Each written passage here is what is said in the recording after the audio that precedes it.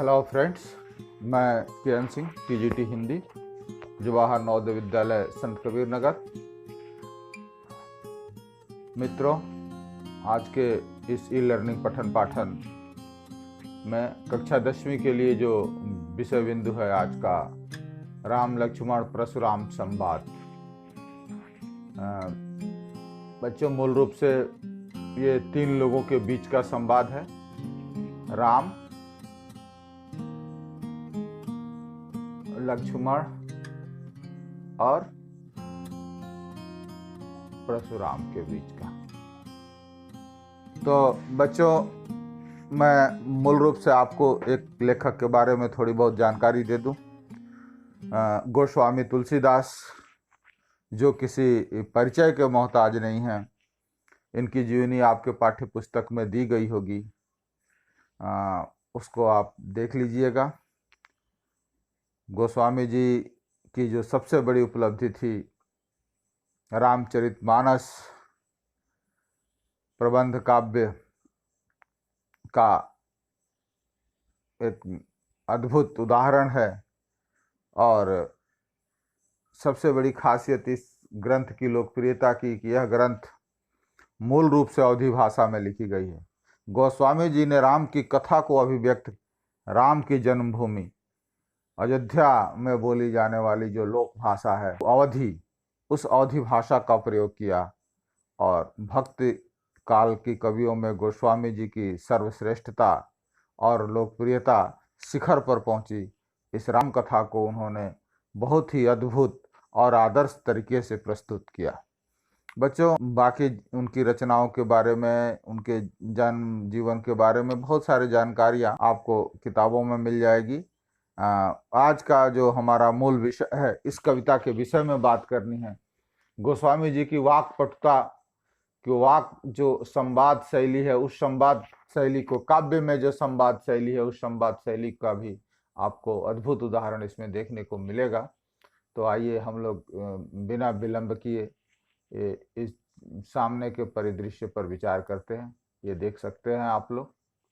मैं ये चित्र इसलिए आपके लिए लाया हूँ ताकि बातें कम बतानी पड़े, आप समझ ज़्यादा सकें। काव्य में भावों को समझना बहुत जरूरी है, तभी हम सभी प्रश्नों के उत्तर ठीक तरीके से दे पाएंगे। ये परिदृश्य से आप समझ सकते हैं कि ये सीता स्वयंवर के परिदृश्य का वर्णन है। और ये सीता स्वयंवर के समय राम ने शिव का धनुष को, जो उस समय की सीता स्वयंवर की शर्त थी राजा जनक की, उस धनुष पर प्रत्यंचा चढ़ा करके उस धनुष को तोड़ दिया। और उसके बाद उसी का वर्णन गोस्वामी जी ने बड़ी ही सहजता से, देखिए गोस्वामी तुलसीदास ने बड़ी ही सरलता से किया है। बच्चों, ये एक चित्र आपके लिए मैं लेके आया हूँ। ये देखिए, ये परशुराम जी हैं। परशुराम जी भी अपने परिचय के मोहताज नहीं हैं। आप लोग परशुराम जी के बारे में बहुत सारी बातें जानते होंगे। एक सबसे बड़ी इनकी खासियत कि ये इनकी क्रोधित मुद्रा अपने आक्रोश के लिए जग जाहिर हैं। परशुराम जी उस स्वयंवर सभा में प्रवेश करते हैं।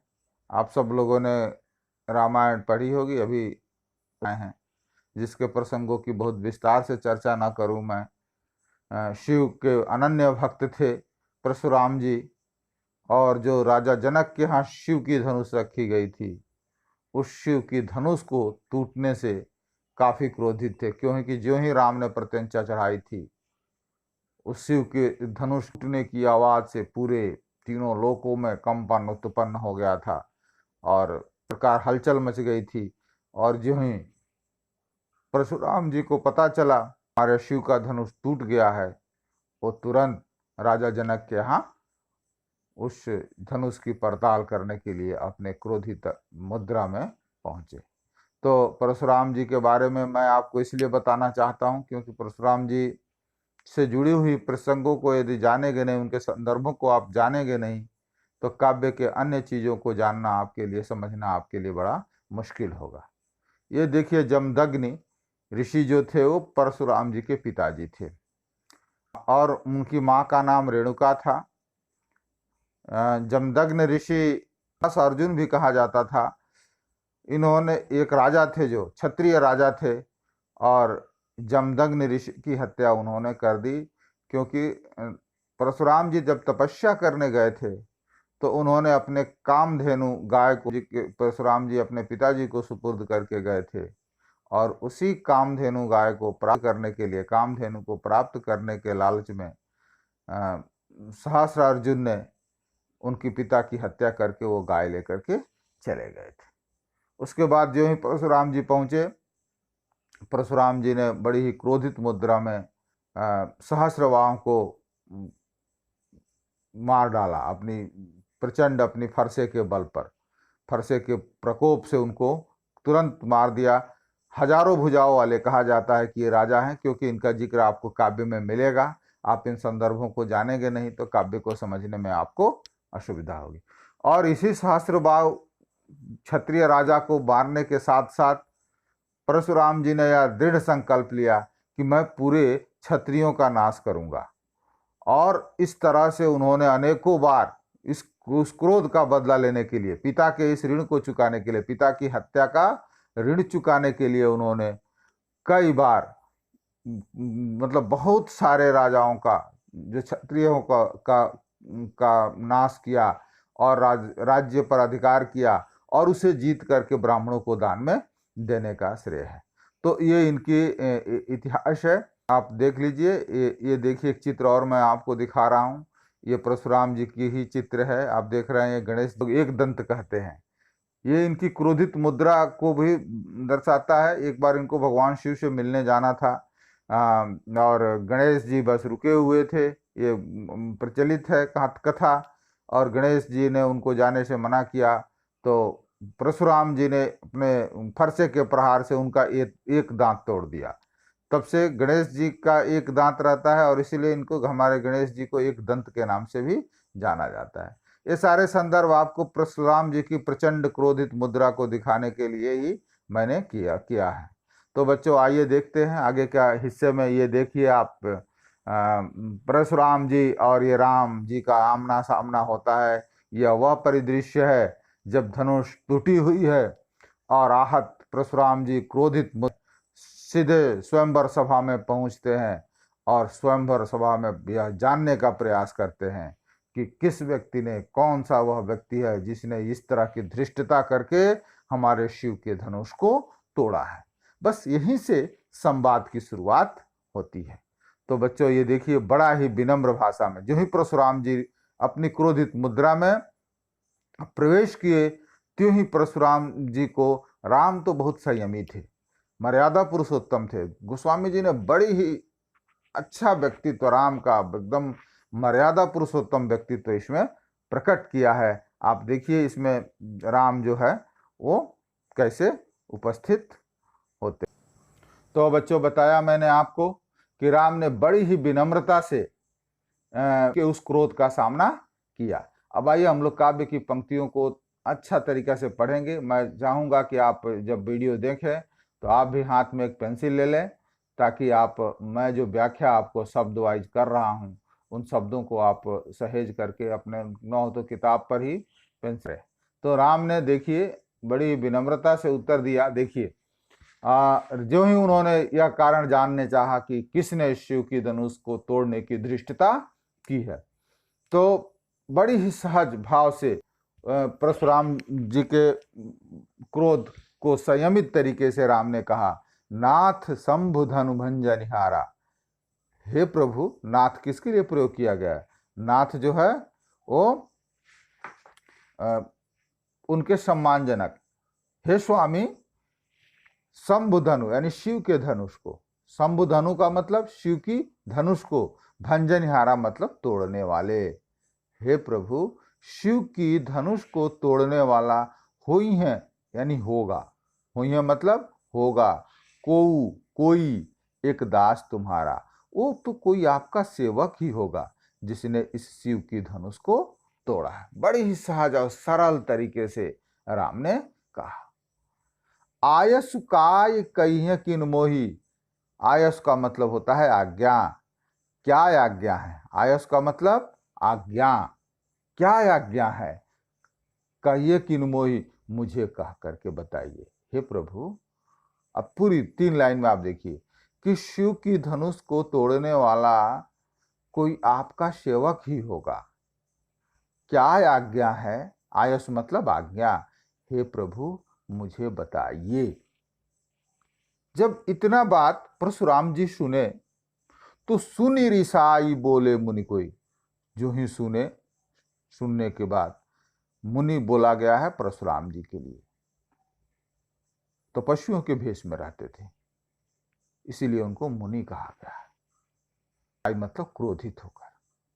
जो ही राम की विनम्रता का, राम की सरल और संयमित वाणी का परशुराम जी की क्रोध के ऊपर कोई असर नहीं पड़ा। सुन करके गुस्से में बोले, सुन रिसाई बोले मुनि को ही। सुन करके उन्होंने क्रोधित मुद्रा में बोला। और क्या बोला, आइए आगे देखते हैं।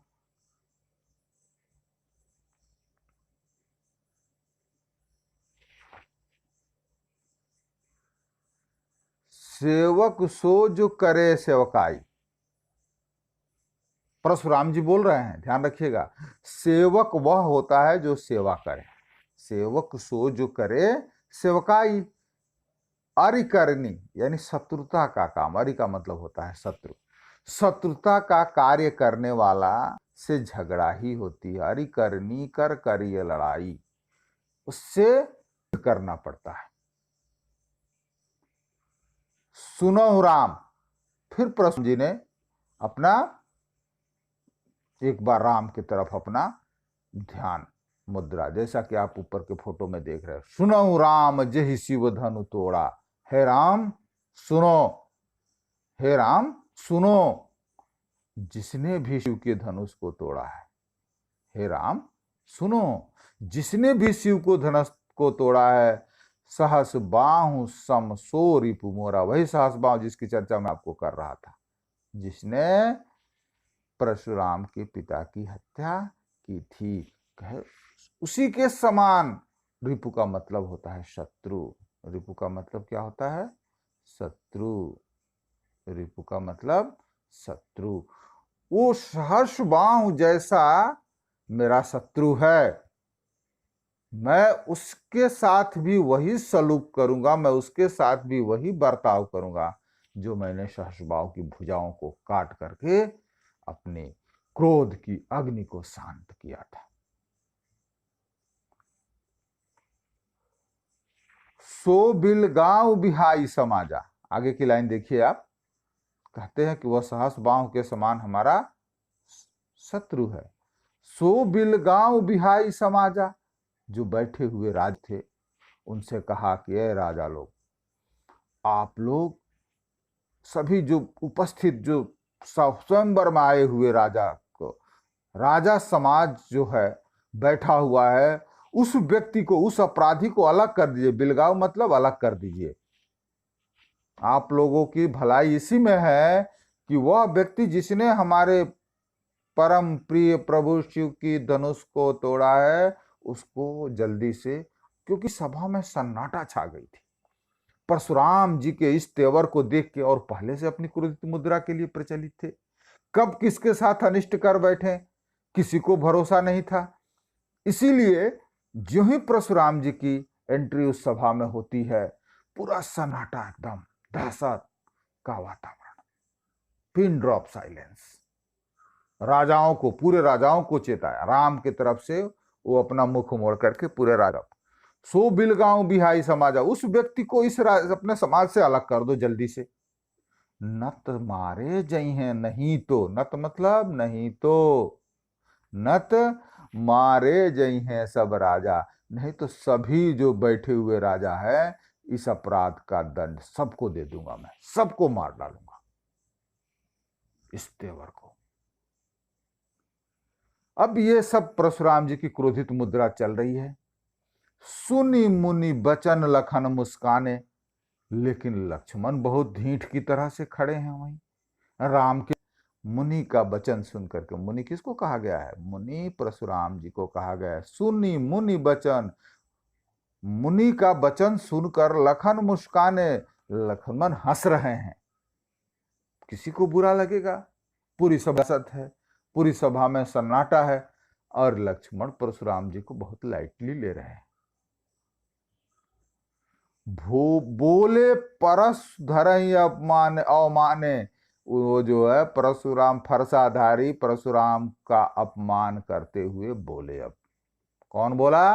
लक्ष्मण जी बोले। राम तो बड़े संयमित है, राम ने कुछ बोला नहीं, सिर्फ उतना ही कहा था। उसके बाद राम चुप हो गए, पूरी सभा में सन्नाटा छा गई। लेकिन प्रतिक्रिया किसने व्यक्त की? तो लक्ष्मण। लक्ष्मण का व्यक्तित्व अलग था, राम का व्यक्तित्व अलग था। लक्ष्मण तुनक मिजाज थे, छोटे छोटे बातों में क्रोधित हो गए। राम का गंभीर व्यक्तित्व। अब लक्ष्मण का बात हो रहा है, राम तो किनारे हो गए। अब बात किससे हो रही है? लक्ष्मण से। लक्ष्मण क्या कर रहे हैं देखिए। बहु तोरी लड़काई कबहू न असरी सिक्किन्नी गोसा।